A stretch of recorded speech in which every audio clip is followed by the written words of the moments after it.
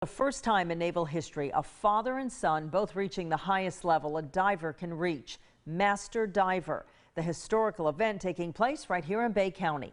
News 13's Kayla Tucker sat down with the two men and tells us how the decision to dive changed their relationship forever. I didn't want to do anything other than to be a Navy diver. Chief Navy diver Ryan Kreider is going on 13 years in his career, but his father William says he never expected his son to make this move. And then he decided to go to college in Portland, Oregon. He went out there and found out what it was like living on his own at 18. And then he called one day and says, "Does the Navy feed you?" William served 29 years in the Navy. He was also a diver. A friend of mine asked if I wanted to go diving with him. Never dove before. Fell in love with it, eventually went to dive school and made a career out of it. 18 years into his career, he was pinned Master Diver.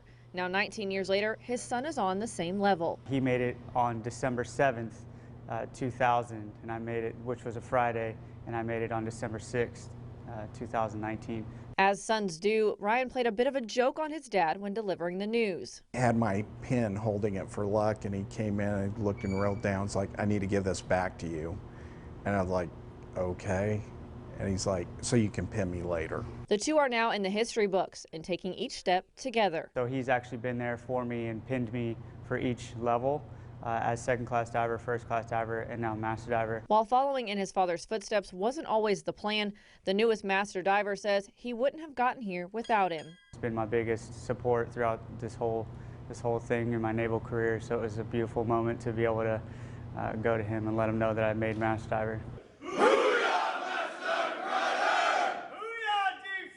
At Naval Support Activity Panama City, Kayla Tucker, News 13, Panhandle Strong.